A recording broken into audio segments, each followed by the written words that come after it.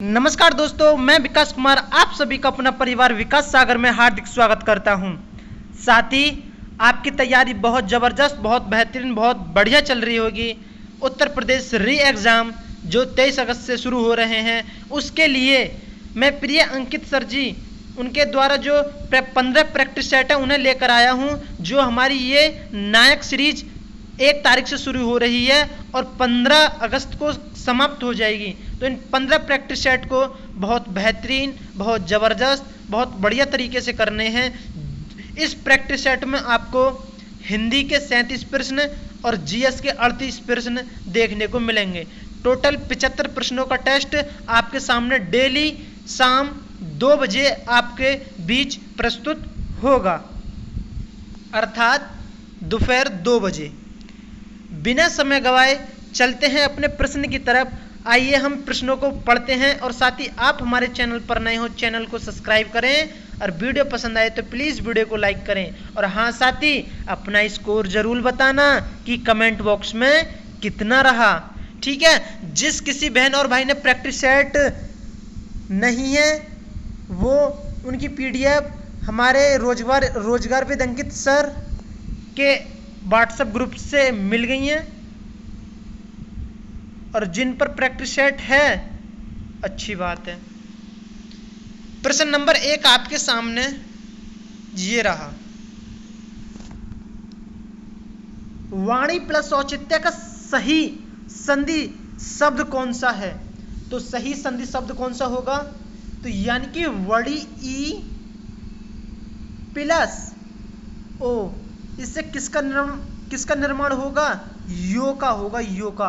अर्थात ये कौन सा, और इस प्रश्न का ठीक जवाब है ऑप्शन ए, यानी कि वाणियो चित्तय। तो ये सबसे बेस्ट उदाहरण हुआ यण संधि का, ठीक है। साथ ही गलती नहीं करनी है। अगर मैं पूछूं आपसे संधि कितने प्रकार की होती है? संधि होती है 3 प्रकार की, स्वर संधि, व्यंजन संधि और विसर्ग संधि। मैं पूछूं कि स्वर संधि के कितने भेद होते हैं? स्वर संधि के भेद होते हैं 5। कौन कौन से? दीर्घ संधि, गुण संधि, वृद्धि संधि, यण संधि और अयादि संधि। गलती नहीं करनी है। साथ ही प्रश्न नंबर 2 आपके सामने। 3 वेर खाती थी, वो 3 वेर खाती है। अर्थात इसका मतलब है यहाँ पर काम हो रहा है 3 वेर खाना और 3 वेर, वे 3 वेर खाती थी, वो 3 वेर खाती थी। यहाँ पर 1 वेर हुआ यानी कि फल। क्या हुआ यहाँ पर साथी?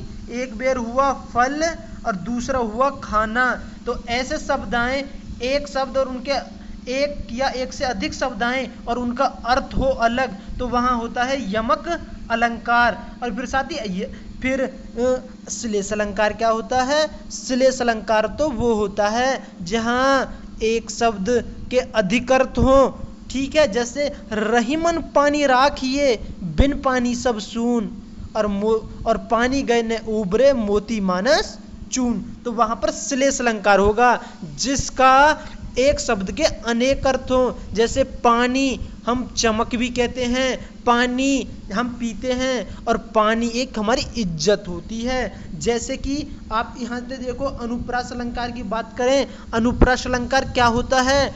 जहाँ वर्णों की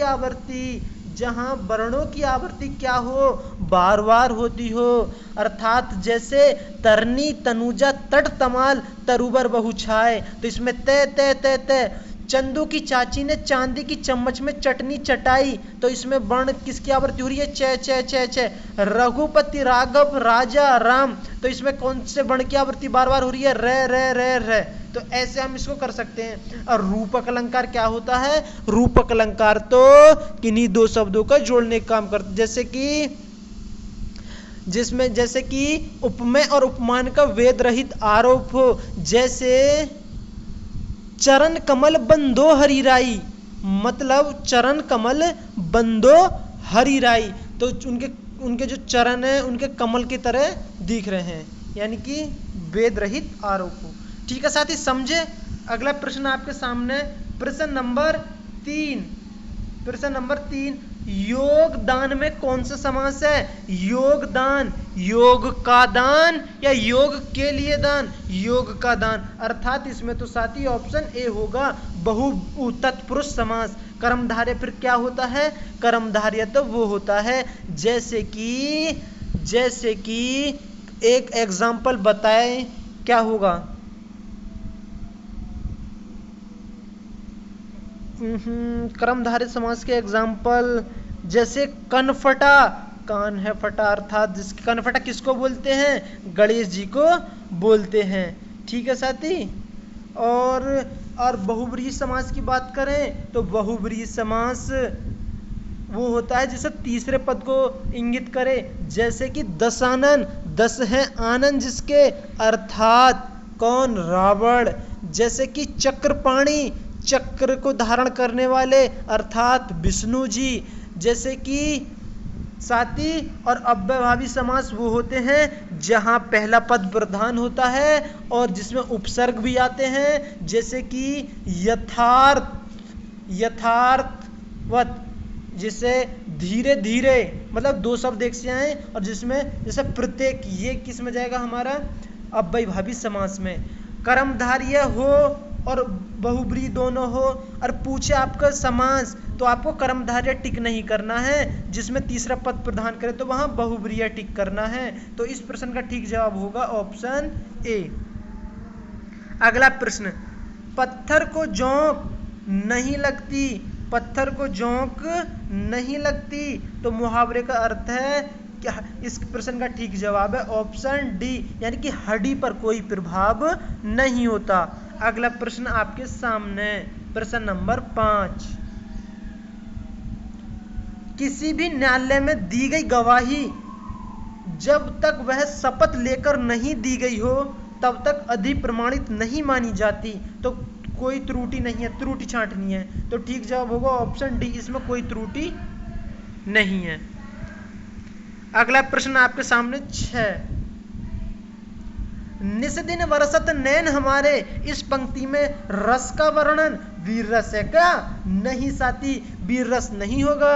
वीर रस तो वो होता है चढ़ चेतक तलवार उठाकर करता भूतल पानी को, राणा प्रताप सिर काट काट कर करता सफल जवानी को, अर्थात जहाँ में उत्साह की बात हो, जिसमें वीरता की बात हो, जिसमें उमंग जोश जुनून हो, तो वहाँ क्या होता है? वीर रस। भयानक रस नहीं होगा, तो वात्सल्य रस कहाँ होता है? जहाँ भगवान कृष्ण माता यशोदा के प्रति प्रेम, वो दोनों में माँ और बेटे का प्रेम, वहाँ क्या होता है? वत्सल रस होता है। और रही बात श्रृंगार रस, तो इसमें यही होगा। निस दिन बरसत नैन हमारे, यानी कि कन्हैया जी की गोपियाँ उनके याद में उनकी प्रतीक्षा कर रही हैं कि हे मुरलीधर, हे कृष्ण कन्हैया कहाँ चले गए, आप दिखाई भी नहीं देते, अर्थात निस दिन बरसत नैन हमारे, और हमारे आँखों से नैन बरस रहे हैं, आंसू बह रहे हैं, आप कहाँ चले गए। अब श्रृंगार रस की बात करूँ तो इसमें दो भेद होते हैं, एक होता है संयोग श्रृंगार रस और दूसरा होता है वियोग श्रृंगार रस। संयोग में तो क्या होता है साथी? संयोग में तो मिलने की आशा होती है और वियोग में तो कभी मिलने की आशा नहीं होती। जैसे कि किसी प्रेमी की प्रेमिका छोड़कर चली जाए और जीवन भर लौट के नहीं आए, तो वहाँ कौन सा होगा? वहाँ वियोग होगा। और किसी प्रेमी और प्रेमिका के बीच में थोड़ी सी झटपट हो जाए तो वहाँ मिलने की आशा होती है। ठीक है साथी। अगला प्रश्न आपके सामने, प्रश्न नंबर 7। चौकी का शब्द तत्सम बताना है। चौपाया होगा क्या? नहीं। चतुष्पद होगा क्या? नहीं। तो ठीक आंसर होगा ऑप्शन सी, यानी कि चतुष्पादिका। गलती नहीं करनी है, गलती नॉट अलाउड। प्रश्न नंबर 8 आपके सामने। ठीक है। खिड़की किस प्रकार का शब्द है? खिड़की तद्भव है? नहीं साथी, खिड़की तो एक देश शब्द है। तो ठीक जवाब क्या है? ऑप्शन सी, देशज। कैसे? जैसे कि खटिया हुआ, लुटिया हुआ, बोंगा हुआ, बिटोरा हुआ, डिबिया हुआ, और जैसे सूंघना हुआ, सटकना, डसकना हुआ, अर्थात मेरा कहने का मतलब है साथी, अगर जिन शब्दों की उत्पत्ति हम स्वयं करते हो, कैसे करते हैं, स्वयं करते हो, तो वहाँ हम देश शब्द कहलाते हैं। और विदेश जो बाहर से आए हो, जैसे कि गमला हुआ, गमछा हुआ, तौलिया हुआ, टेबल हुआ और गोभी हुआ और साबुन हुआ, ये सब काई के हैं, ये पुर्तगाली शब्द हैं, ये विदेश शब्द हैं। और संकर शब्द कौन से होते हैं? संकर शब्द एक हो हिंदी का और दूजा हो विदेशी यानी कि इंग्लिश का। जैसे कि मैं कहूँ बैलगाड़ी, बैल में आई हिंदी बैल और गाड़ी आई बाहर का शब्द, जैसे कि बैल और गाड़ी को मिलाया तो वहां बना संकर शब्द रेलगाड़ी, ऐसे करके। ठीक है, वीडियो पसंद आ रही हो तो प्लीज साथी वीडियो को लाइक करें, चैनल पर नए हो तो चैनल को सब्सक्राइब करें। प्रश्न नंबर 9, अध का विलोम है, अध का विलोम पूर्ण होगा नहीं, ये तो साथी पूर्ण का रिक्त या अपोजिट हो गए, समाप्त होगा नहीं, तो ठीक जवाब होगा ऑप्शन डी यानी कि ऊपरी। नेक्स्ट प्रश्न, प्रश्न नंबर 10, दूसर का पर्यायवाची होगा, दूसर का होगा ऑप्शन सी वेसर। ठीक है, गजबंधन नहीं होगा। सदन किसको कहते हैं? सदन तो घर को कहते हैं। ठीक है, प्रश्न नंबर 11 आपके सामने, अंश और अंश शब्द युग्म का सही अर्थ बताएं। अंश और अंश यानी कि ये बोलते हैं साथी समश्रुति भिन्नार्थक, जो शब्द जहां उसका अर्थ वहां, जो शब्द वहां जिसका अर्थ, जो शब्द जहां उसका अर्थ वहां, ये अपोजिट नहीं होंगे। अगर अंश का अर्थ है तो अंश के स्थान पर ही होगा, अगर अंश का अर्थ है तो वो भी वही होगा। जैसे कि ऑप्शन बी चेक करो, यानी कि ये अंश जो होता है ये होता है हिस्सा, भाग, बटा हुआ, और ये अंश होता है कंधा। ठीक है, गलती नहीं करनी है साथी। उत्तर प्रदेश पुलिस के जो 4 शिफ्ट के एग्जाम हुए थे उनमें आए थे, हर शिफ्ट में ऐसे प्रश्न पूछे गए थे समश्रुति भिन्नार्थक शब्द वाले। प्रश्न नंबर 12, मैं खाना खा चुका था, मैंने काम पूरा कर लिया, मैंने क्रिया पूरी कर ली, तो मैं पूरा काम कर लिया था यानी कि पूर्ण भूत होगा, संदिग्ध भूत नहीं होगा। यानी कि संदिग्ध भूत में क्या होता है? जिसमें संदेह की बात हो, शायद उसने पाठ पढ़ लिया होगा। ठीक है, आसन्न भूत वो होता है जो अभी अभी काम खत्म हुआ, जैसे मैंने अभी खाना खाया यानी कि आसन्न भूत। और सामान्य भूत वह स्कूल जाता था, वह खाना खाता था।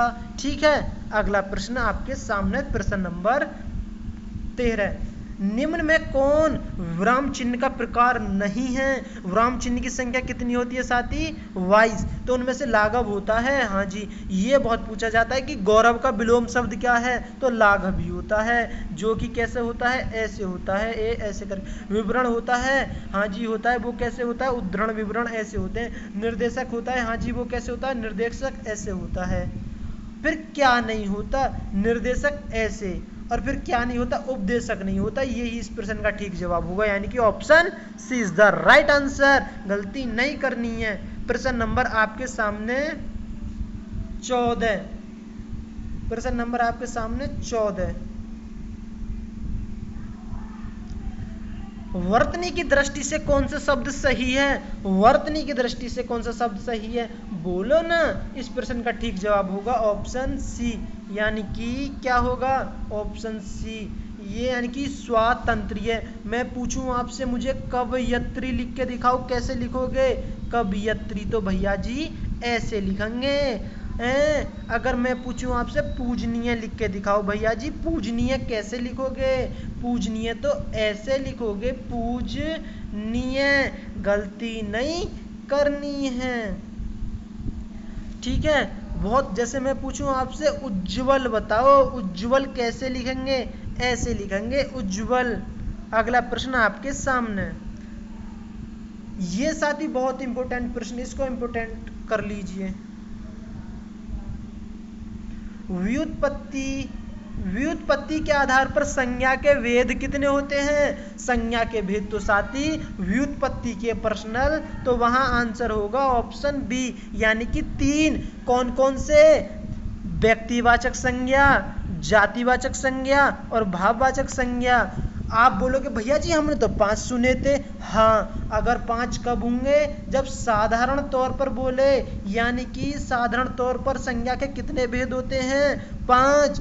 अगर बोल दे कि प्राचीन हिंदी में, कब? प्राचीन हिंदी में कितने होते हैं संज्ञा के भेद? 5। अगर पूछे आपको आधुनिक हिंदी में कितने होते हैं? नहीं साथी, एक सेकंड रुको, अभी मैं बता रहा हूँ प्राचीन हिंदी में कितने होते हैं और आधुनिक हिंदी में कितने होते हैं।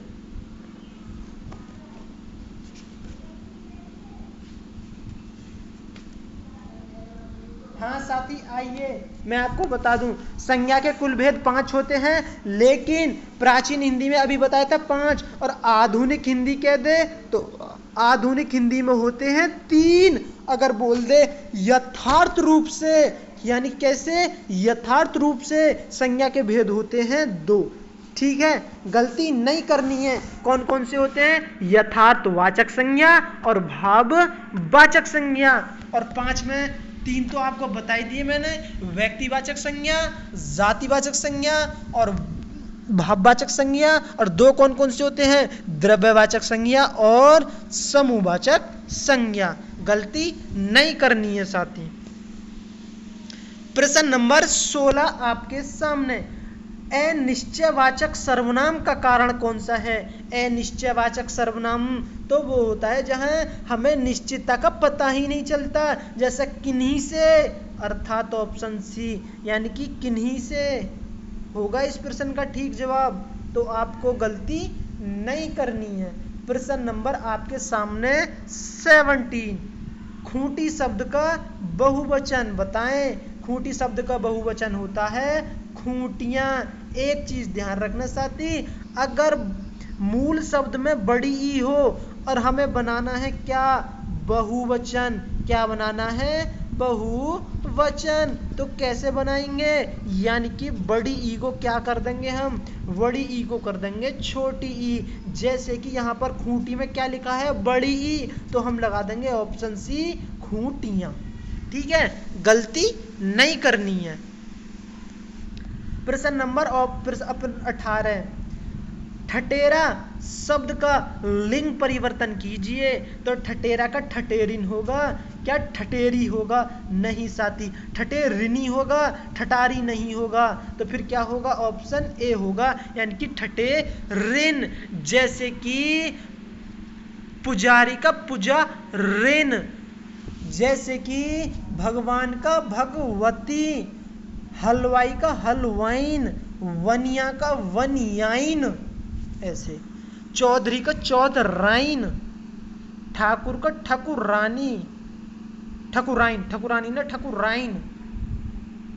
प्रश्न नंबर आपके सामने 19, निम्नलिखित में कौन सा उपन्यास कार साहित्य अकादमी पुरस्कार से सम्मानित नहीं है? जैनेन्द्र कुमार है? हाँ जी साथी, नहीं बताना है। क्या हमारे भगवती चरण वर्मा हैं? ये भी हैं। अमृतलाल नागर हैं? ये भी हैं। लेकिन फिर कौन नहीं है? मन्नू भंडारी जी नहीं है। मन्नू भंडारी जी को 2008 में साथी व्यास सम्मान मिला था। कौन सा सम्मान मिला था? व्यास सम्मान मिला था। अगर मन्नू भंडारी जी की मुझे आप रचना बता दो कि मन्नू भंडारी जी की रचना क्या है, जल्दी बताइए ना। यानी कि एक कहानी यह भी थी। क्या थी? एक कहानी यह भी थी। अगला प्रश्न आपके सामने। ठीक है साथी,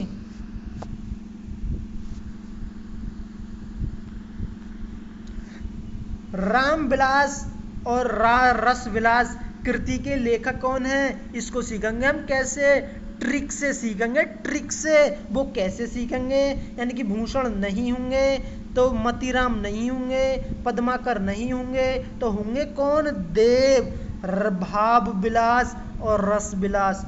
विलास से याद करो विश्वास, यानी कि विलास से याद कर लो विश्वास।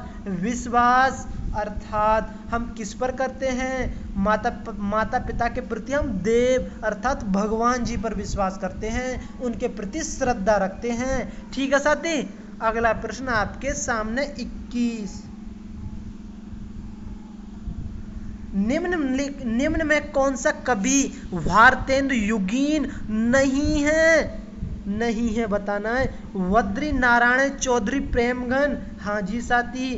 ठाकुर जगमोहन सिंह, ये भी हैं। पंडित अंबिका दत्त व्यास, ये भी हैं। लेकिन श्रीधर पाठक नहीं है। तो ये नहीं है, तो यही इस प्रश्न का ठीक जवाब होगा, ऑप्शन डी। अगला प्रश्न आपके सामने,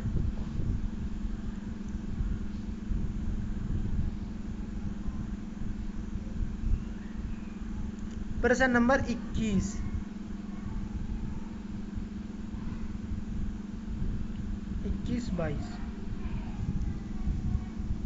निम्नलिखित में से किस वाक्य में अकर्मक क्रिया का प्रयोग हुआ है? अकर्मक क्रिया, अगर क्रिया कर्म के आधार पर होती तो दो प्रकार, एक अकर्मक क्रिया और एक सकर्मक क्रिया। अकर्मक क्रिया वो होती है जहां हमें किसका बोध नहीं पता, कर्म का। अकर्मक क्रिया जिसका हमें कर्म ना हो, और सकर्मक क्रिया वो होती है जिसमें हमें कर्म का पता चलता हो। तो मैं सोता हूँ, क्या सोता है, इसमें कुछ पता चल रहा है, तो ये ही इसमें अकर्मक क्रिया का ठीक जवाब होगा। मैं पाता हूँ, वह कुछ ना कुछ तो पाता होगा, यानी कि ये सकर्मक में जाएगा। उसने पीटा है, उसने काम किया है, ये भी सकर्मक में होगा। और ये क्या है सर? दसने खाई साथ ही ये पता ना क्या लिख रहा, क्या दी, ठसने खाई। तो साथी जैसे मैं पत्र लिखता हूँ, ये सकर्मक क्रिया हो गई। मैं खाना खाता हूँ, ये सकर्मक क्रिया हो गई। आकाश में चिड़िया उड़ती हैं, तो ये अकर्मक क्रिया हो गई। पेड़ से पत्ते गिरते हैं, ये अकर्मक क्रिया हो गई। इसमें यह नहीं कहती पेड़ से पत्ते गिरते हैं, क्या गिरते हैं? पत्ते नहीं साथी। जिसमें क्या से पहचान हो वहां सकर्मक होती है, लेकिन यहाँ पेड़ कोई करता नहीं है, यहाँ कोई काम नहीं कर रहा, वो तो चुपचाप खड़ा है। पेड़ से पत्ते अपने आप गिर रहे हैं। ठीक है, अगला प्रश्न आपके सामने 23। एक छंद में कितनी चरण होते हैं? एक छंद में तो 4 चरण होते हैं। कैसे होते हैं? वो ऐसे होते हैं। कैसे होते हैं साथी? वो ऐसे होते हैं। गलती नहीं करनी है आपको। ओहो, निम्नलिखित प्रश्न में 4 विकल्पों में से उस विकल्प का चयन कीजिए जो महत्वपूर्ण वर्ण विच्छेद बताना है, तो वर्ण विच्छेद बता दीजिए। अगर हम कृपण को कैसे करेंगे? वर्ण विच्छेद होता है, जैसे कि समझो साथी, ये क है, अगर हमें इसको अलग करना तो कैसे करेंगे? क उभी कैसे हलंत लगा के आधा क प्लस ले, तो इसका हो गया ये वर्ण विच्छेद। ऐसे ही करना है कृपण का, करी नहीं होगा। पूरा क्या आएगा जब री साथ में? नहीं, हलंत वाला क्या आएगा। और पे है, पे के साथ में आ थोड़ी आ जाएगा, ये नहीं होगा। ऐसी ये भी यहाँ गलती है, और पा के साथ में आ आया है, ये भी गलती है, ये नहीं होगा। तो ठीक सही संधि वर्ण विच्छेद इसका क्या है? यानी कि कै प्लस री प्लस पे प्लस ए प्लस न अणे प्लस ए। अगला प्रश्न आपके सामने, प्रश्न नंबर 25। प्रभु जी तुम चंदन हम पानी, इस पंक्ति के कवि कौन है? इस पंक्ति के कवि तो रैदास हैं, यानी कि रैदास हैं। रैदास की एक रचना है तुम्हारी आस। क्या है? तुम्हारी आस। एक आप बता दीजिए। दर्शन दो, दर्शन दो, दर्शन दो, क्यों दो?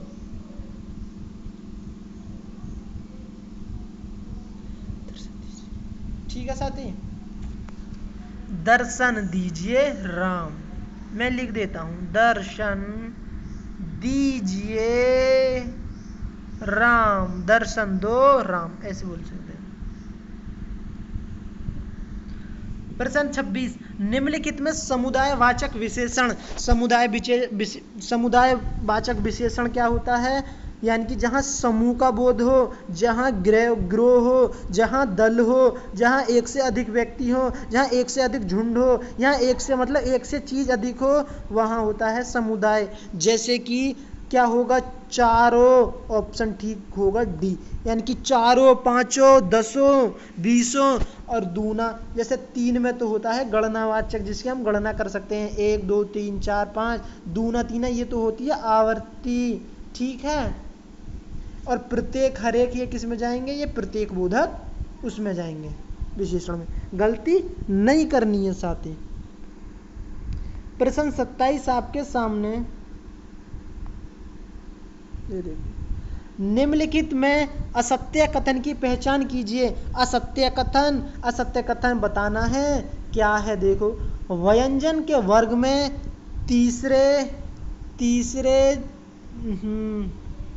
व्यंजन के वर्ग में तीसरे, चौथे, पांचवें व्यंजन में सघोष होते हैं। बिल्कुल, ये तो साथी ठीक बात है। पहले दूसरे में अघोष होते हैं और तीसरे, चौथे, पांचवें में घोष या फिर सघोष होते हैं। और व्यंजन वर्गों के पहले और दूसरे व्यंजन में अघोष होते हैं, ये भी ठीक है, ये भी ठीक है। समस्त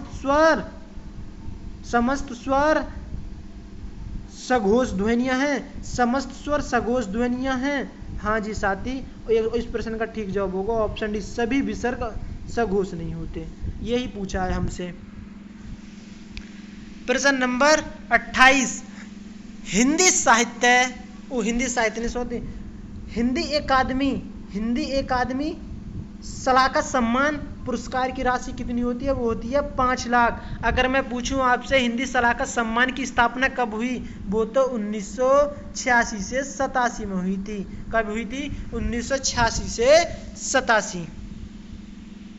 प्रश्न नंबर 29 आपके सामने, परिवर्तन और परिवार में उपसर्ग है, कैसे है, यानी कि परिधन वर्तन, तो ठीक जवाब होगा ऑप्शन क्या होगा, ए होगा, यानी कि परि। अगला प्रश्न आपके सामने 30 निम्नलिखित शब्दों में यौगिक शब्द पहचानिए। यौगिक कौन सा, मुरलीधर है, मुरली को धारण करने वाला कौन होते हैं, कन्हैया जी। पंकज है, मुरलीधर पंकज है,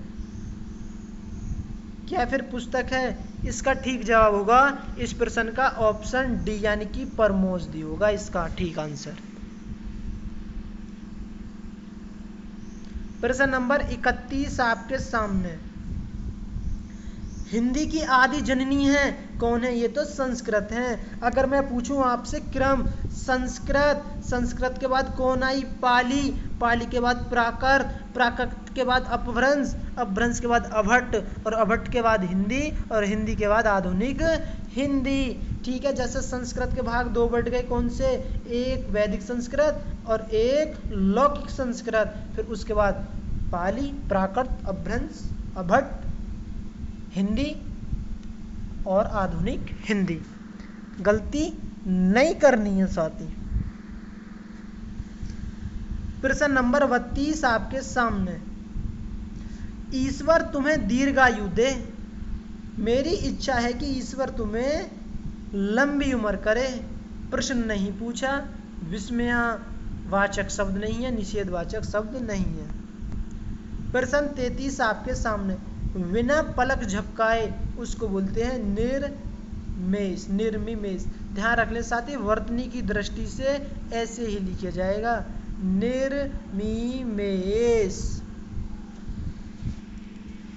प्रश्न नंबर, गद्यांश आ गया, इसको एक बार छोटा कर देता हूं मैं, स्क्रीनशॉट ले लेना, फिर इसको पढ़ना है, फिर इसका जवाब कमेंट बॉक्स में देना। ये कर दिया मैंने छोटा, अब इसको पढ़ते हैं।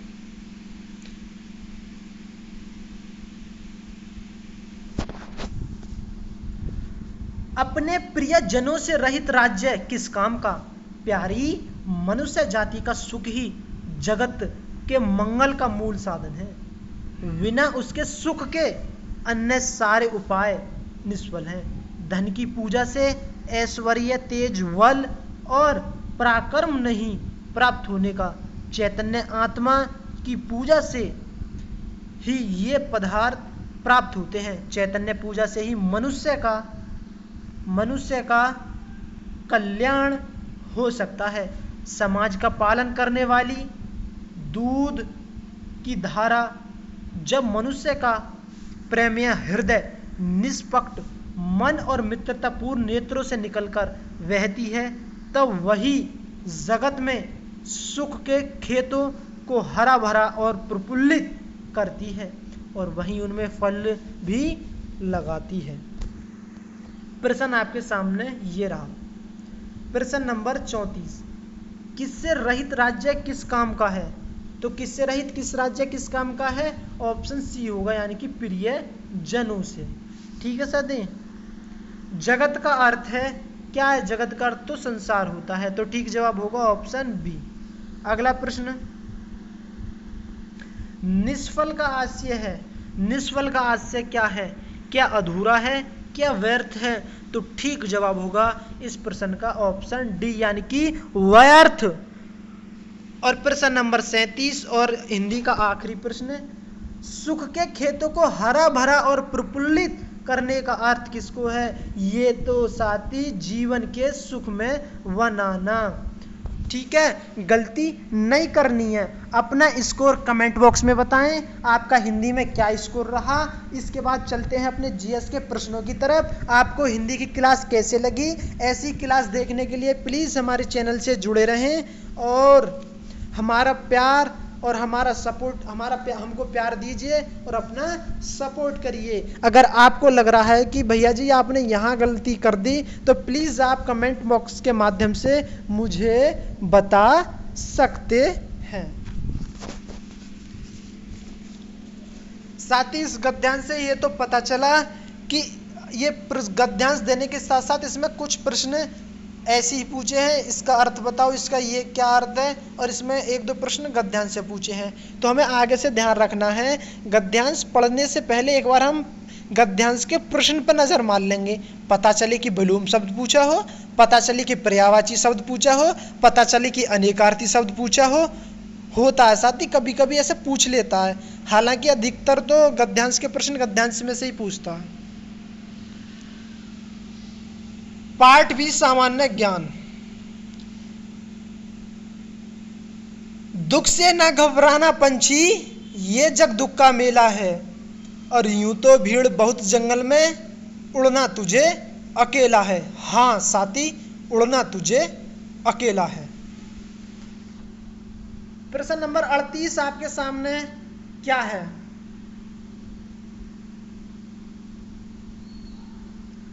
छात्रों के लिए समान अवसर सुनिश्चित करने के उद्देश्य से किस राज्य सरकार ने हाल ही में हर बच्चे के लिए हर अधिकार नामक अभियान शुरू किया? जिस पेपर की तैयारी कर रहे हैं, जिस स्टेट के पेपर की तैयारी कर रहे हैं, उस प्रश्न का ठीक जवाब वो ही है। तो क्या है ठीक जवाब? इसका ठीक जवाब है ऑप्शन ए, यानी कि उत्तर प्रदेश। साथ ही आप चिंता मत कीजिए, 38 प्रश्न जीएस के ट्रिक से कराने वाला हूं, जो आपको क्लास में ही याद हो जाएंगे। बस आप क्लास के अंतिम समय तक बने रहें, आप पाएंगे कि हाँ, कुछ हमें यहाँ से नया सीखने को मिला और कुछ पुराना सीखने को मिला। और साथ ही आप बिल्कुल शांत मन से क्लास लेते रहें और ध्यान से वीडियो को देखते रहें। मैं सारी का सारी इन प्रश्नों को जीएस के और आगे होने वाले टेस्ट के प्रश्नों को मैं ट्रिक से ही याद करा दूंगा, आपको पता भी नहीं चलेगा। अगर उत्तर प्रदेश की बारे में बात करें तो उत्तर प्रदेश के बारे में सबसे पहले हमें इसकी राजधानी पता होनी चाहिए, लखनऊ। इसके मुख्यमंत्री पते होने चाहिए योगी आदित्यनाथ, गवर्नर पते होने चाहिए आनंदीबेन पटेल, लोकसभा सीट पते होनी चाहिए, कितनी है लोकसभा सीट? कितनी है लोकसभा सीट? कितनी है साथी? 80। और हमें राज्यसभा सीट पता होनी चाहिए 31, विधान परिषद सीट पता होनी चाहिए, विधानसभा सीट पता होनी चाहिए, विधान परिषद की कितनी है? 100, और विधान परिषद की कितनी है? 403। और इसके बारे में और हमें क्या पता होना चाहिए? उत्तर प्रदेश के साथ कितने जिलों की सीमा लगती है वो पता होना चाहिए, 11। उत्तर प्रदेश ने अभी हाल ही में व्हाट्सएप पार्क लॉन्च किया है, सबसे पहला यही राज्य व्हाट्सएप पार्क लॉन्च मतलब का उद्घाटन करने वाला कौन है? उत्तर प्रदेश। ठीक है साथी, और भी कुछ रह गया क्या? अगला प्रश्न ये रहा,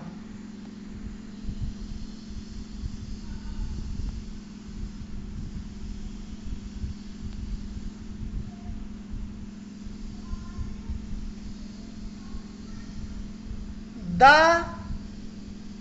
योगा स्टार्स फॉर चिल्ड्रंस किसके द्वारा लिखी गई है?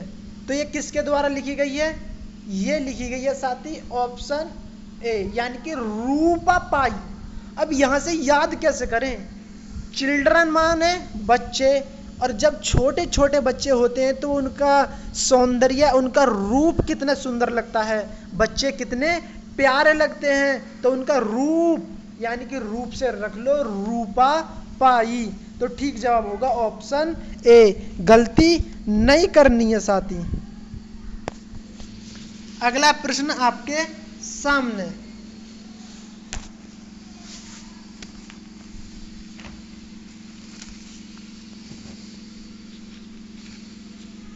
हाल ही में यूनेस्को द्वारा एशिया पैसिफिक 2023 हेरिटेज अवार्ड्स में भारत के कितने स्थलों को सम्मानित किया है? तो इसमें क्या यानी कि 6। अब 6 को ध्यान से सुने, कौन कौन से 6? जैसे कि रामबा गेट और प्राचीन, कहाँ है ये? पंजाब में। जैसे कि करनी का कार मंडप और कुन्ना मंगल भगवती, कहाँ है ये? केरल में। कितने हो गए? 3। पीपल हवेली, कहाँ है ये? पंजाब में। 4, ठीक है, चर्च ऑफ हैप्पी कैनी, तो ये क्या है? हरियाणा में। 6 और 2 कौन कौन से बचे? एक बचा हमारा David Sassoon library and reading room, तो ये कहाँ है? मुंबई में। और हमारा 6वां कहाँ है? बीकानेर हाउस, ये है नई दिल्ली में। गलती नहीं करनी है साथी।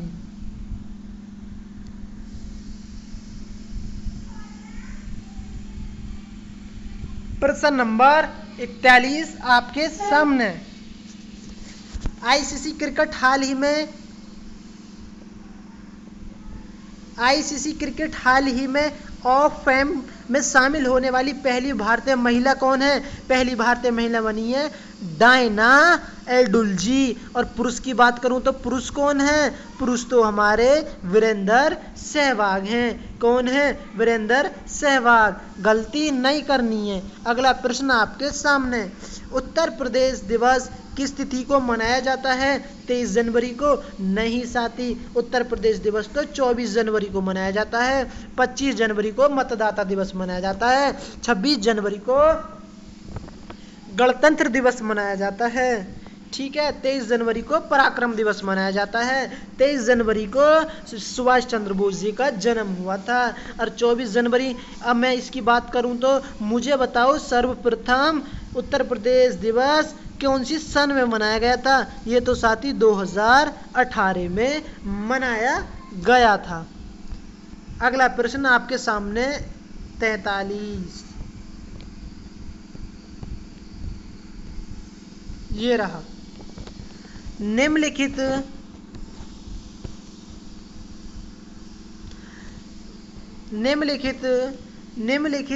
युग्म सही सुमेलित नहीं है, यानी कि नहीं बताना है। महावीर स्वामी अयंगार ललितपुर में, लाख बहोशी कन्नौज में, किशनपुर वन्य जीव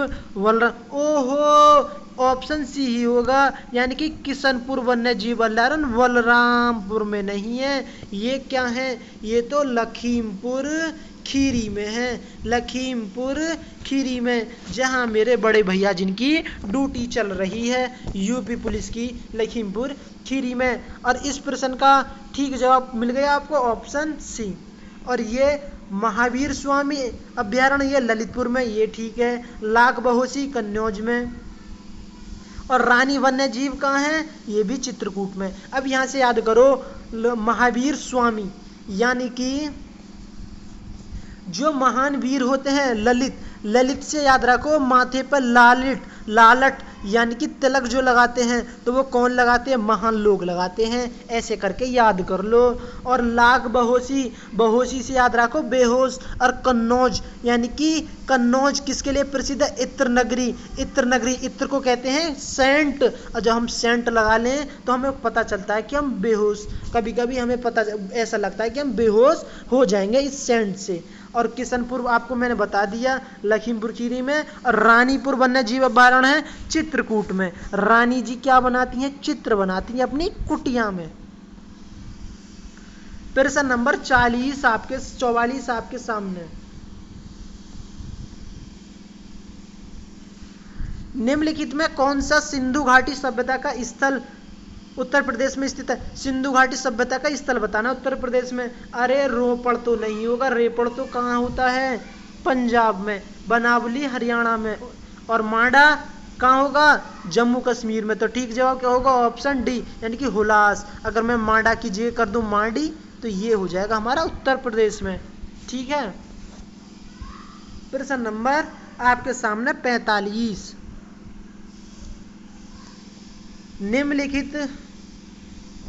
निम्नलिखित गुप्तकालीन मंदिरों में कौन सा उत्तर प्रदेश में अवस्थित है, तो कौन सा है, ऑप्शन डी होगा, यानी कि देवगढ़ का दशावतार मंदिर, जो कि भगवान विष्णु जी के लिए प्रसिद्ध है। किसके लिए, भगवान विष्णु जी के लिए प्रसिद्ध है। प्रश्न नंबर 46।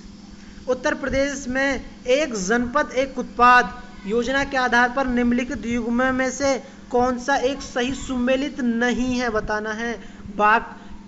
बागपत लकड़ी के खिलौने के साथ ही चित्रकूट में मिलते हैं। कहाँ मिलते हैं, चित्रकूट में। अमेठी मूंज के उत्पाद, ये तो सही है। आगरा चमड़ा उद्योग, ये भी सही है। गौतम बुद्ध नगर रेडीमेड कपड़े, बिल्कुल सही है। और लेकिन जो सही नहीं है वो ही आंसर ठीक है, बागपत नहीं होगा, क्या होगा, चित्रकूट। अगर बागपत की बात करूं तो मुझे बताइए बागपत में क्या होता है, बस जल्दी बताएं।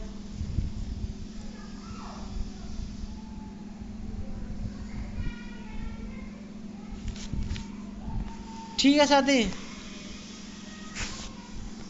नेक्स्ट प्रश्न आपके सामने 47। भारतीय तबला वादक का नाम बताएं जिनका जन्म उत्तर प्रदेश के वाराणसी के कबीर चौराहे में हुआ था, जो बनारस घराने से हैं। तो इसका प्रश्न का ठीक जवाब होगा ऑप्शन क्या होगा, ऑप्शन डी होगा, पंडित किशन महाराज। अब इसको कैसे याद करें, किशन कौन, कृष्ण कन्हैया। अब कृष्ण कन्हैया हमारे किससे प्रेम करते थे, राधा रानी से। अब राधा रानी हमारी कहाँ की थी, वो थी मथुरा की। तो मथुरा कहाँ है हमारा, मथुरा की। तो ये बनारस घरानी से हैं, यानी कि वाराणसी में बनारस, मथुरा में बरसाना है वो तो साथी। ठीक है, ऐसे हम थोड़ा कुछ ऐसे रिलेट करके याद कर सकते हैं, बरसाना बनारस ऐसे। ठीक है, क्या शिव कुमार वर्मा किससे हैं, सितार से हैं, किससे साथी, सितार से हैं, या फिर नहीं साथी, शिव कुमार वर्मा तो संतूर वादक हैं। कौन है, संतूर वादक। अल्लाह रखा खां कहाँ के हैं, ये आपको कमेंट में बताना है, ये होमवर्क में है आपको, अल्लाह रखा खां कहाँ के हैं।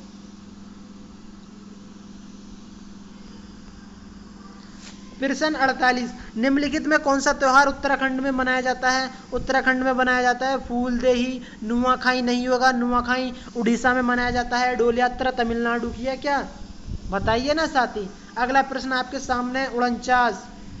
विधान चंद्र राय पुरस्कार किस विषय में दिया जाता है? विधान चंद्र पुरस्कार चिकित्सा के क्षेत्र में दिया जाता है। विधान को याद कर लो, विधान साहब कौन थे? एक डॉक्टर, डॉक्टर से याद रख लो चिकित्सा, तो ठीक जवाब होगा ऑप्शन डी।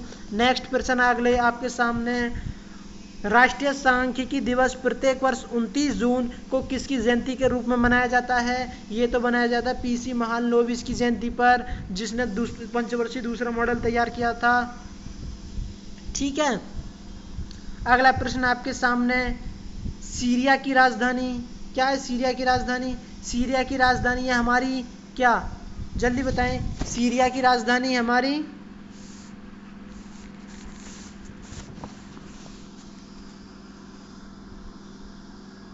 दमिश्क है क्या?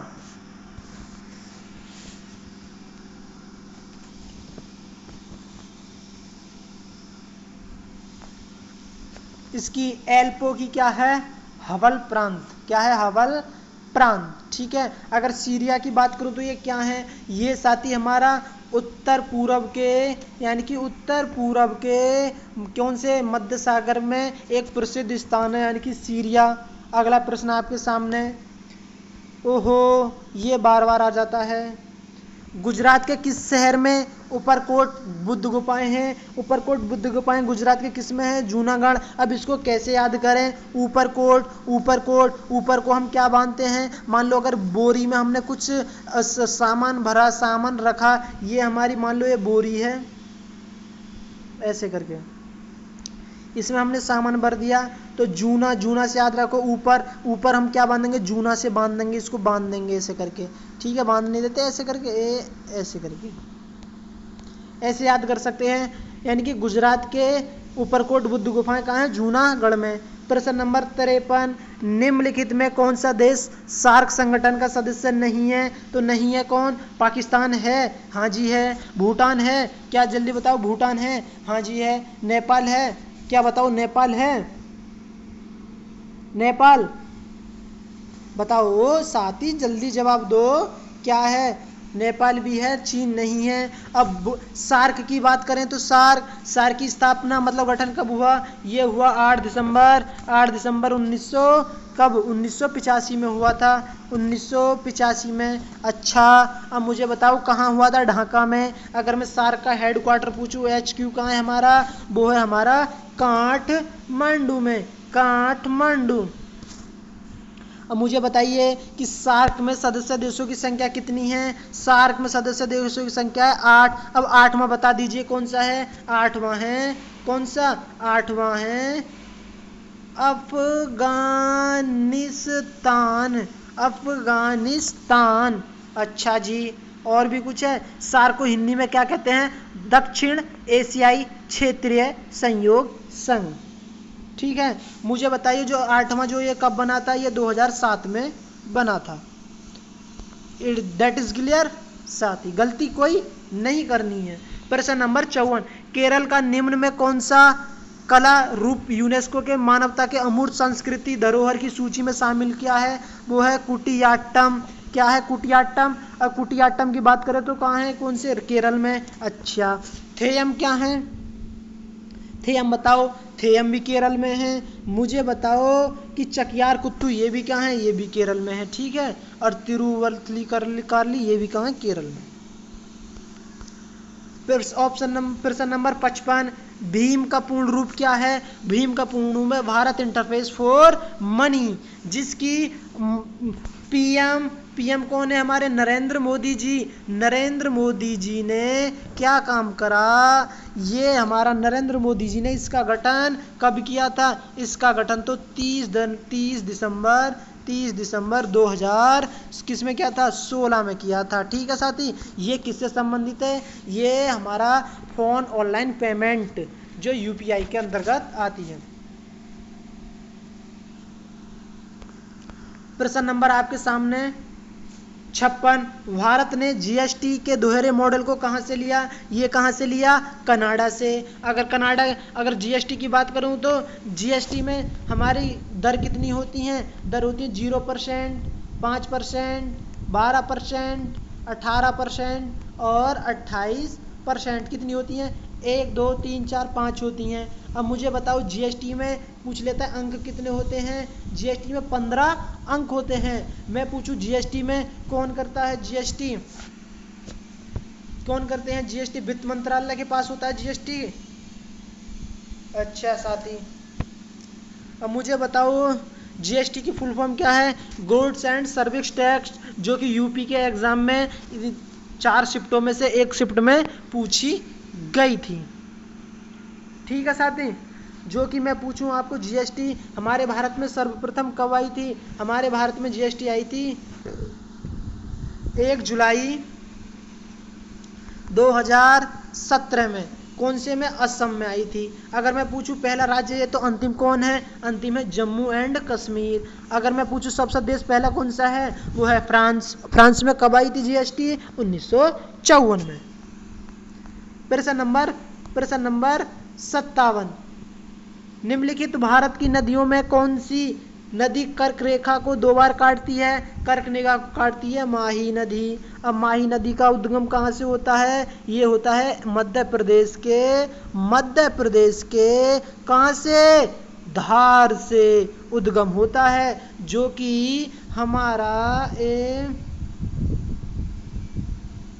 कहाँ गिरती है? ऐसे करके अरब सागर की ओर गिरती है, जो कि खंबात की खाड़ी में। मैं पूछूं, मुझे बताओ ये कर्क रेखा को 2 बार काट दिया इसने। अब इसको बताओ कि भूमध्य रेखा को कौन काटेगा 2 बार? भूमध्य रेखा को काटता है कौन? ये कांगो नदी। कौन सी काटती है? कांगो नदी। मैं पूछूं मकर रेखा को कौन काटता है? मकर रेखा को काटता है लिम्पोपो नदी। ठीक है, गलती नहीं करनी है साथी।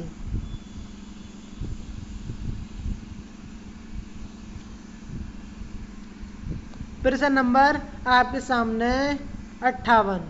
अच्छा, गेहूं की अच्छी खेती हेतु निम्नलिखित में से कौन सी परिस्थिति समुच्चय आवश्यक होता है? कौन सी होता है? मध्य ताप तथा मध्य वर्षा। गेहूं की बात करूँगा, कौन सी फसल है? ये साथी रबी की ही फसल है। तो रबी की फसल में कहते हैं हल्की हल्की वर्षा हो, हल्का हल्का टेम्परेचर हो, तो रबी की वर्षा बहुत अच्छी होती है। नेक्स्ट प्रश्न 59, निम्नलिखित में कौन सा एक नेपाल पड़ोसी भारतीय राज्यों का युग्म है? यानी कि पहले हम इसको बनाएंगे भारत का नक्शा, फिर इसको हम बनाएंगे ऐसे करके नेपाल, ऐसे करके ये बन गया हमारा क्या? भारत का नक्शा। अब यहाँ से हमें नेपाल बताना। नेपाल कहाँ होता है हमारा? यहाँ। तो यहाँ पर कौन से होंगे? एक हो गया ये सिक्किम और एक हो गया हमारा ये वाला बिहार। तो ठीक जवाब होगा ऑप्शन बी, यानी कि सिक्किम और बिहार। गलती नहीं करनी है। प्रश्न नंबर 60, निम्नलिखित विकल्पों में से एक सही सुमेलित नहीं है। तो नाथुला दर्रा, अरे यही सुमेलित नहीं है। नाथुला दर्रा हमारा अरुणाचल प्रदेश में नहीं है। कहाँ है? सिक्किम में है साथी। कहाँ? सिक्किम में, जो कि 36वां संविधान संशोधन द्वारा जोड़ा गया था। सिक्किम अपने भारत में। लिपुलेख दर्रा उत्तराखंड में, हाँ जी सही बात है। रोहतांग दर्रा हिमाचल प्रदेश में, हाँ जी। पालघाट दर्रा केरल में, हाँ जी बिल्कुल सही बात है। अगला प्रश्न आपके सामने, बुद्ध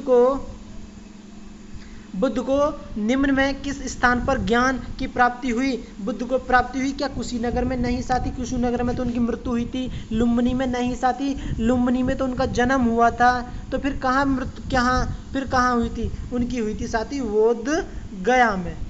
सारनाथ में इन्होंने सर्वप्रथम पहला उपदेश दिया था, जो कि क्या था? धर्म चक्र परिवर्तन। गलती नॉट अलाउड, गलती नहीं करनी है। प्रश्न नंबर 62, निम्नलिखित में संगम साहित्य का कौन सा ग्रंथ तमिल व्याकरण में है? तमिल व्याकरण में क्या ऑप्शन सी लगा दूं? तोलक्कापियम। बताओ, 62 प्रश्न का ठीक आंसर है ऑप्शन सी, यानी कि तोलक्कापियो। ता फॉर तमिलनाडु, तो फॉर तोलक्कापियो। प्रश्न नंबर 63, विजयनगर साम्राज्य की राजधानी क्या है? हम्पी। और हम्पी क्या है? कर्नाटक में। हम्पी विजयनगर साम्राज्य की राजधानी थी। बिल्कुल सही बात है। मगध की क्या राजगृह थी? जल्दी बताओ साथी। प्रश्न नंबर 64, गांधी इरविन समझौता किस वर्ष हुआ? गांधी इरविन समझौता हुआ था 1931 में। 1928 में तो साइमन कमीशन भारत आया था। ठीक है साथी, अगला प्रश्न आपके सामने 65।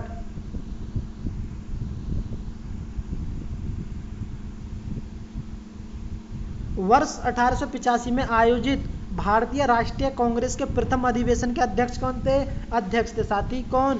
65 प्रश्न का ठीक आंसर होगा हमारा ऑप्शन सी, व्योमेश चंद्र बनर्जी। अब व्योमेश चंद्र बनर्जी, अब इसकी बात करूँ तो इसकी स्थापना यानी कि कब हुई थी? इसकी स्थापना हुई थी हमारी साथी, यानी कि जब प्रथम अधिवेशन हुआ था, मतलब हमारा प्रथम अधिवेशन हुआ था 28 दिसंबर 1885। अब प्रथम अध्यक्ष कौन थे? दादा भाई नौरोजी, उन्होंने इसकी अध्यक्षता करी थी। अच्छा, और आपसे बात करें तो क्या था, इसकी स्थापना कहाँ हुई थी? वो हुई थी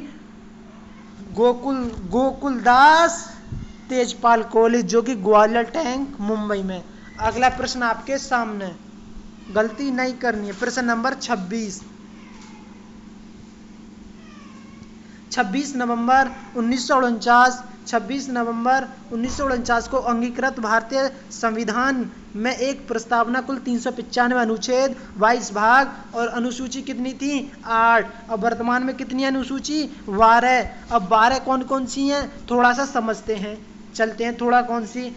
पहला संविधान संशोधन हुआ 1951 में, यानी कि 9वीं अनुसूची को जोड़ा गया जिसमें भूमि सुधार था। फिर दूसरा हुआ था 1952 नहीं साथी, 52वां संविधान संशोधन 1985 में हुआ था। क्या 1985 में हुआ था? हाँ जी, इसमें 10वीं अनुसूची जोड़ा जिसमें दल बदल था। इसमें दल बदल के लिए कानून, यानी कि दल को बदलने के लिए रोक।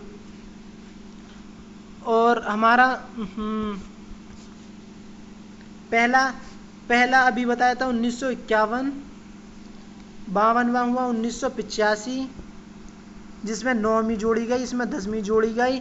और जो हुआ था, फिर हुआ था हमारा 73वां संविधान संशोधन कब? 1992 में हुआ था। 1992 में ये हुआ था 11वां, जो कि हमारी ग्राम पंचायत के लिए था। और फिर हुआ था 74वां संविधान संशोधन 1992, जो कि 93 में लागू हुआ था। ये नगर पालिका या नगर पंचायत के लिए संबंधित था। ठीक है साथी, इसमें 12वीं जोड़ी गई थी।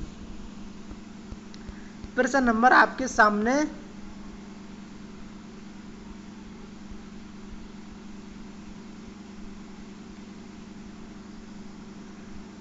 सड़सठ। निम्नलिखित में से कौन सी विशेषता भारतीय संविधान की नहीं है? संसाधन विशेषता है, हाँ जी, संघात्मक है, स्वतंत्रता है, लेकिन ये नहीं है, अध्यक्षात्मक सरकार नहीं है। अगला प्रश्न आपके सामने,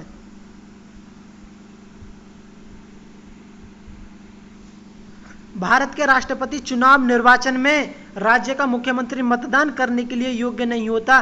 क्यों नहीं होता साथी? क्योंकि वो राज्य विधानमंडल में निम्न सदन का ये नहीं साथी, इस प्रश्न का ठीक जवाब है ऑप्शन बी, यानी कि कौन सा है? ऑप्शन बी, राज्य विधानमंडल में उच्च सदन का सदस्य हो, इसलिए भाग नहीं लेता। फिर भाग कौन लेते हैं? भाग लेते हैं हमारे विधानसभा के सदस्य, और यानी कि एमएलए भाग लेते हैं, और राज्यसभा के एमपी। प्रश्न नंबर 69, भारत के सर्वोच्च न्यायालय का उद्घाटन कब हुआ था? 28 जनवरी 1950 में। 26 जनवरी 1950 को तो गणतंत्र दिवस लागू हुआ, मतलब संविधान लागू हुआ था, जो हम 26 जनवरी को प्रत्येक वर्ष गणतंत्र दिवस के रूप में मनाते हैं। 30 जनवरी को क्या हुआ था? 30 जनवरी को हम शहीद दिवस मनाते हैं। प्रश्न नंबर 70, भारत के मुख्य निर्वाचन आयुक्त की नियुक्ति निम्नलिखित में से किसके द्वारा की जाती है? ये तो राष्ट्रपति जी के द्वारा की जाती है। किसके द्वारा? राष्ट्रपति जी के द्वारा। राष्ट्रपति बनने के लिए न्यूनतम उम्र कितनी होनी चाहिए साथी? क्या 35 वर्ष होनी चाहिए? हाँ जी। फारेनहाइट पैमाने पर वाष्प बिंदु क्या है? क्या है? ऑप्शन सी होगा, यानी कि 212 डिग्री फारेनहाइट। अगला प्रश्न 72, निम्नलिखित में कौन सा रोग कवक के कारण होता है? कवक के कारण दाद होता है, जैसे ट्रिक्सनो गंजा दामाद, कब खाए फ्रूट, कब से याद रखो कवक, गे से गंजापन, दा से दाद, दाद खाज खुजली जो होती हैं गंजापन, और फ्रूट्स होता है हमारे एथलीट, उनके पैरों में फफोले पड़ जाते हैं। और तपेदिक और हैजक, तपेदिक हुआ और हैजा हुआ, ये किसके कारण होते हैं, टाइफाइड हुआ और प्लेग हुआ, ये तो जीवाणु के कारण होते हैं। किसके कारण, जीवाणु के कारण। और HIV, एड्स अर्थात कोरोना वायरस, कोविड-19, ये सब किससे, हमारे विषाणु अर्थात वायरस के कारण। प्रश्न नंबर 73, निम्नलिखित में कौन सा CH3OH के साथ मोल में परमाणुओं की संख्या को सही से दर्शाता है, वो है ऑप्शन ए, यानी कि 3 दशमलव गुणा 10 की पावर 24। प्रश्न नंबर 74, भारत विटामिन के का रासायनिक नाम क्या है, एस्कॉर्बिक एसिड, ये तो सी का नाम है, रेटिनॉल ये तो ए का नाम है, फाइकोनोलिन, हाँ जी बिल्कुल सही बात है, कैल्सिफेरॉल डी का नाम है। तो ठीक है, vitamin D calciferol, vitamin A retinol, vitamin A ascorbic acid, और फाइक्लोक्विनिन ये है के। और मैं पूछूं विटामिन बी, वो है थायमीन, गलती नहीं करनी है। अगला प्रश्न और अंतिम प्रश्न, प्रश्न नंबर आपके सामने 75, और अपना स्कोर जरूर बताना साथी, स्कोर क्या रहा, क्योंकि स्कोर बताने से आपसे यह पता चलता है कि आप तैयारी कैसी चल रही है। विवेक यौर के किस अंग के प्रकाश की न्यूनतम ऊर्जा होती है, ये तो लाल की होती है न्यूनतम, और अधिक पूछे तो अधिक तो हमारी फिर किसकी होती है, यह है न्यूनतम, और अधिक पूछे तो अधिक होती है हमारी बैंगनी की। अच्छा, यहाँ से अब हम कुछ सीखते हैं, जैसे कि मैं पूछूं कि हमारी तरंग धैर्य में सबसे अधिक तरंग धैर्य किस रंग का होता है, सबसे अधिक होता है हमारे लाल रंग का, यानी कि रेड का, और सबसे कम बैंगनी का। ठीक है, मैं पूछूं आपसे, जल्दी बताएं कि प्रिज्म में लाल रंग कहाँ होता है, प्रिज्म में लाल रंग होता है सबसे ऊपर, यानी कि टॉप पर, और प्रिज्म में बैंगनी रंग होता है सबसे नीचे, यानी कि बॉटम पर। अच्छा, मैं पूछूं आपसे कि कांच में तो मतलब प्रकाश की चाल हमारी कैसी होती है, तेज होती है, किसकी, लाल की। ध्यान से सुनना साथी, ये पॉइंट है, कांच में प्रकाश की चाल सबसे तेज किसकी होती है, रेड यानी कि लाल की, और सबसे कम होती है हमारी बैंगनी की, किसकी, बैंगनी की। अगर मैं आपसे पूछूं कांच में अपवर्तनांक सबसे कम होता है, वो होता है लाल का, और सबसे ज्यादा होता है बैंगनी का। ध्यान से सुनो, अपवर्तनांक के कांच में तो लाल का कम, अगर कांच में प्रकाश की चाल के तो लाल की ज्यादा। साथ ही ये हुए हमारे 75 प्रश्न, मैंने आपको बता दिया प्रत्येक 2 बजे आपको ऐसे ही टेस्ट जबरदस्त बेहतरीन प्रैक्टिस सेट के साथ लाता रहूँगा। 15 प्रैक्टिस सेट है, 1 हो गया, 14 रह गए हैं, और इस बार वर्दी जीतनी है, अब के फतेह करनी है। कहते हैं ना साथी, अपना सारा कुछ, नींद चैन सब कुछ त्याग कर वर्दी पानी है, क्योंकि अब आसानी से सिलेक्शन नहीं होता। अब तो कंपटीशन इतना बढ़ रहा है, दिन रात बच्चे तैयारी कर रहे हैं, उस वजह से कंपटीशन बहुत हाई है रहा है। पर आप चिंता मत करो, इस बात की बिल्कुल टेंशन मत करो, पेपर कैसा आएगा कैसे नहीं आएगा उसको पेपर वालों उन पे छोड़ दो, पेपर कैसा आएगा, लेकिन आप तैयारी जबरदस्त बेहतरीन तरीका के साथ करते रहें। और साथ ही हाँ, मॉक टेस्ट को देना नहीं भूलें, सिलेक्शन अगर मिलेगा मॉक टेस्ट की वजह से ही मिलेगा। ठीक है साथी, चलते हैं अपने अगली वीडियो अर्थात नेक्स्ट डे। जय हिंद, जय भारत, जय माँ Saraswati, love you, bye bye, take care. ठीक है साथी, अपना स्कोर जरूर बताना, और हाँ, और कमेंट बॉक्स में जरूर बता देना साथी कि आपको वीडियो कैसी लगी, आपको पढ़ाने का तरीका कैसे लगा।